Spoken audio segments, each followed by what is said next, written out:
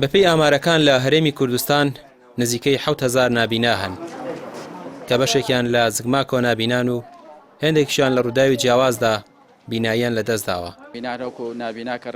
بەڕێوەبەری ڕێکخراوی ڕۆشنایی دڵ دەڵێت دۆخ و گوزەرانی نابینایان سەختە و پێویستیان بە هاوکاری مادی و معنەوی خێرخوازانە چونکە حکومات خواستەکانیان جێبەجێ ناکات. بەهۆی ئەوەی کە لە ساڵی 2014ەوە ناونووس نەکراوە هیچ خاوەن پێداویستێکی تایبەت ڕێژەکەش ئەگەر لە ساسەد بوو بێ هیچ بەڕەهاوکارێکی لە 150,000ەکەی بۆ نەکراوە ئەشێت ئەو ڕێژە گۆڕابێ چونکە لە ماوەی 7 ساڵی ڕابردووە هیچ کەسی ناونووس نەکراوە بۆ ئەو هاوکاری 150,000 ڕێژەکە جیاواز بێت.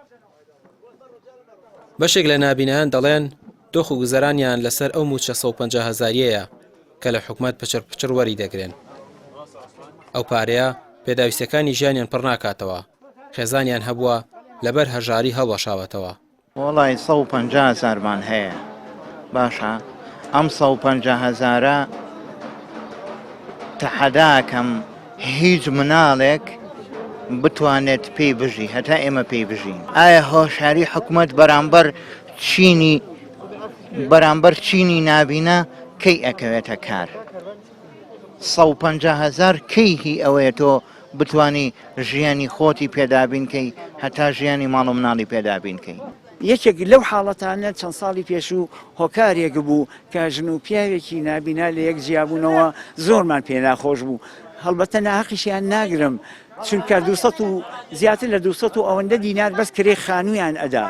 ئایا ئەگەر بە هەردووکیان 300,000 دیناریشیان هەبوو بێ ئەگەر 250,000 دینار بن بە کرێ خانوو ئایا بە 50,000 دینار ژن و مێردێک ماڵەکەی پێبڕێچێت لە کاتێکدا میوان و کەس و کار و ڕەفیق و برادریش سەدانیکەن بۆیە گەیشتە نەتیجەیەک بەڕاستی ئێمە نمونەی زەخمان هەیە توانین ئاشکرایشی بکەین.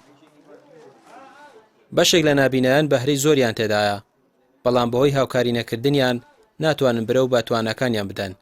نمونەی ئەم خاتونە کە جۆرەها کاری دەستی بەرەم هێناوە بەڵام بۆی ساغ ناکرێتەوە لە بازاڕەکاندا.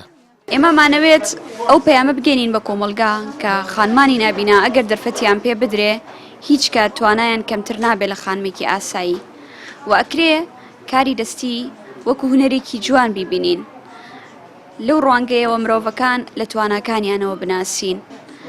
ئەمانەوێ ئەوە بڵێین کە خانمانی نابینا جیاواز نین، دەسڕەنگینن، خاوەن لێهاتووی و توانا و بەهرەی جوانن ئەگەر گرنگی و گەشیان پێ بدرێ ئەگەر ڕێز لە تواناکانیان بگیرێ ئەگەر بە چاوی ڕێزەوە تێڕوانین هەبێ بۆ تواناکان و مرۆڤەکان تەنیا لە ڕواڵەتی مرۆڤەکان نەناسن و هەڵسەنگاندنیان بۆیان نەبێ.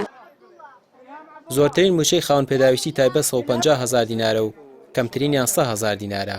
بۆ خێزانێک ئەم پارەیە تەنها بەشی کەمتر لە 5 ڕۆژیان دەکات. حکومەت ئەرکی سەرشانی بەرامبەر ئەو چینە جێبەجێ ناکات و ئەوەی ماوەتەوە پەنابرنە بۆ خێرخوازان کە ئەوی ژۆک و پێویست نەبووە. ڕامیا ڕوسمان، کەناڵی پەیام، سلێمانی.